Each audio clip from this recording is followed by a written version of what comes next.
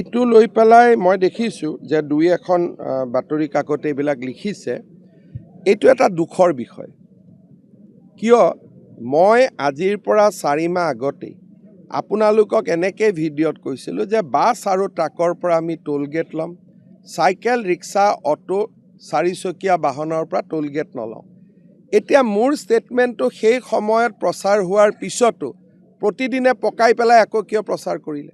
এইটোতো বেয়া কথা, কাৰণ এইটো আপোনালোকৰ মনত আছে যোনে মোক ইণ্টাৰভিউ লয়। মই স্পষ্ট কৰি কৈছিলোঁ ট্ৰাকৰ পৰা আমি পইচা ল'ম, বাছৰ পৰা ল'ম, কিন্তু অটো ৰিক্সা চাইকেল গাড়ী কাৰো পৰা নলওঁ। যদি গোটেই ট্ৰাক আৰু বাছবিলাক ফাঁচী বজাৰত আহি উপস্থিত হয় তেতিয়াহ'লেতো গুৱাহাটীখন কেৱাজ হৈ যাব। সেইকাৰণে এই বিষয়টো আমি কিমান দিন আগতে ঘোষণা কৰি থৈছোঁ।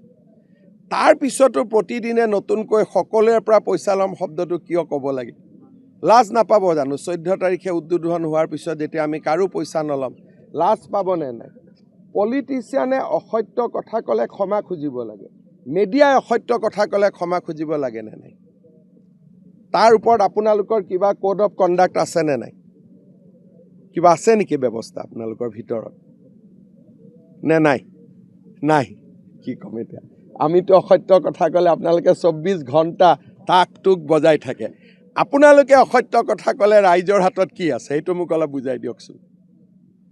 আৰু এইখিনি কথা কোৱাৰ কাৰণে এতিয়া তাৰ এডিটৰজনে আজি গোটেই গধূলি টিভিটোত চিঞৰি থাকিব, জঁপিয়ায়ো মাজে মাজে। কিন্তু অসত্য কথা ক'ব নালাগে। এইবিলাক কথা মোৰ হাঁহি উঠে। এইকাৰণে 15 তাৰিখে ৰাতিপুৱা যেতিয়া গাড়ী চলিব চবেইটো গমেই পাই যাব যে ইয়াততো টকা পইচা দিব নালাগে, এইটো মিছা কথা কিয় লিখিলে। 10 কপি চাৰ্কুলেশ্যন কমি যাব। সেইকাৰণে মই বহুত চিন্তা কৰি থাকোঁ আপোনালোকৰ কাৰণে, কাৰণ একোখন পেপাৰৰ কিমান বেয়াকৈ চাৰ্কুলেশ্যন কপিছে, নচলাই হৈছে। কিয়? এইবিলাক বাতৰি কাকৰ কাৰণে। ৰাতিপুৱা এটা কয়, এইবিলাকতো অসত্য কথা কৈ কোনো আঁতৰি যাব নোৱাৰে, কাৰণ মানুহেতো পিছদিনাখন গমেই পায়, হয় নহয়? 14 তাৰিখে ব্ৰিজ ইনগ্ৰেশ্যন হ'ল, 15 তাৰিখে আপুনি গাড়ী লৈ গুচি গ'ল, পইচা দিব নালাগিল। তেতিয়া মানুহে কি ক'ব? এই বেচেৰা হিমন্তৰ ওপৰত ইমান বেয়া বেয়া কথা কৈ থাকে, মোৰ 2টা ভোট বাঢ়িবনে নাই? সেইটোৱে হৈছে গোটেই এনেকৈ আমাক পপুলাৰ কৰি গৈ আছে। যিকোনো খবৰৰ বাবে যোগাযোগ কৰক আমাৰ এই নম্বৰত 9181 307 221।